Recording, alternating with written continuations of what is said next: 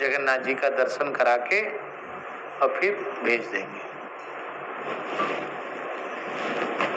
तो जगन्नाथपुरी में, जगन्नाथपुरी को, जगन्नाथ जी का क्षेत्र तो है ही है, पुरुषोत्तमपुरी है, उस क्षेत्र को श्री क्षेत्र कहा जाता है। क्या कहा जाता है? श्री क्षेत्र। श्री क्षेत्र का अर्थ है भगवती महालक्ष्मी ने वहां बड़ी कठोर तपस्या की। कठोर तप करके लक्ष्मी जी ने भगवान को प्रसन्न किया और भगवान से वरदान मांगा, प्रभु ये आपके अंशभूत जीव आपसे विमुख होकर के अविद्या माया के चक्र में पड़ करके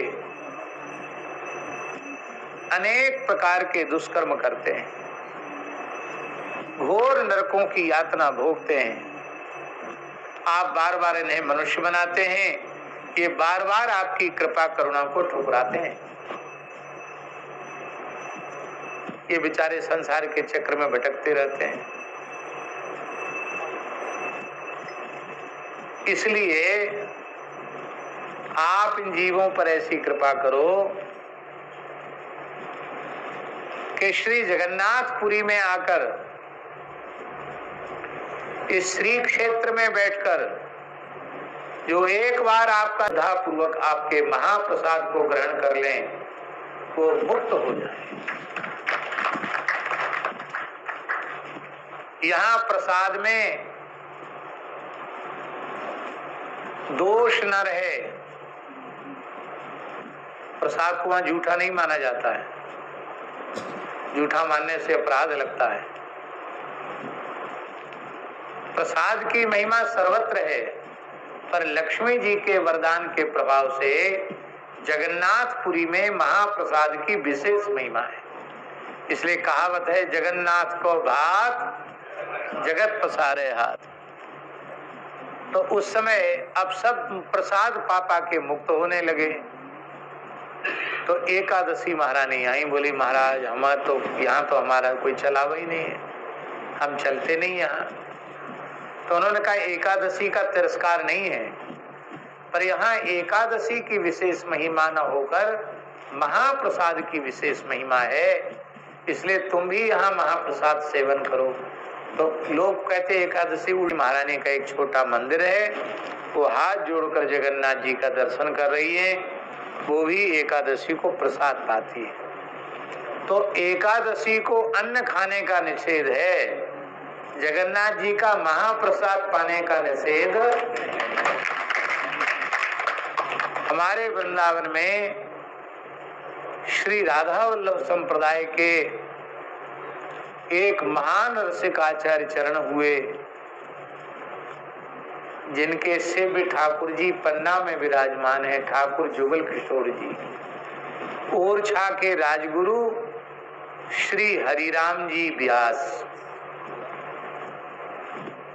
हरिराम व्यास जी का एक दोहा है, कोटि कोटि एकादशी। क्या? कोटि कोटि एकादशी महाप्रसाद को अंश। क्या? कोटि कोटि एकादशी महाप्रसाद को अंश, तिनको यह पर व्यास ही यह प्रतीत, व्यास ही यह प्रतीत है जिनके गुरु हरिवंश। आज भी राधा वल्लभ संप्रदाय में लोग एकादशी नहीं करते हैं, भगवान को जो भोग लगता वही प्रसाद पाते हैं। उनकी अपने परंपरा की मर्यादा उनके लिए ठीक है, पर जहाँ जिन परंपराओं में एकादशी का व्रत किया जाता है, उन्हें श्रद्धा पूर्वक एकादशी का व्रत करना चाहिए, क्योंकि एकादशी को भी तो जो फल आदि भोग लगाते हैं वो प्रसाद ही है। तो अमनिया थोड़ी सेवन करता, वैष्णव तो प्रसाद ही सेवन करता है, वो भी प्रसाद ही है। तो प्रसाद पाना चाहिए, एकादशी को फलाहार प्रसाद लेना चाहिए। बाकी जगन्नाथपुरी की मर्यादा है, हम प्रतिदिन अपने दिन का स्नान करके तिलक पीछे धारण करेंगे, संध्योपासन पीछे करेंगे, नित्य नियम पीछे करेंगे। सबसे पहला काम श्री जगन्नाथ जी का महाप्रसाद का कण लेना, फिर श्री ठाकुर जी का चरणामृत लेना, फिर श्री गुरुदेव भगवान का संतों का चरणामृत लेना, फिर गुरुदेव भगवान की चरण रज अपने मस्तक पर धारण करना, ब्रजरज अवधरज कुछ एक कण मुख में लेना। ये काम रोज करते हैं, नियम से करते हैं। तो हमसे लोग पूछते हैं महाराज आप कहते कि जगन्नाथ जी का प्रसाद रोज लेना चाहिए, एकादशी को क्या करें? तो हम उनको कहते तुम्हारा जैसा मन आवे सो करो, हम तो एकादशी को लेते हैं।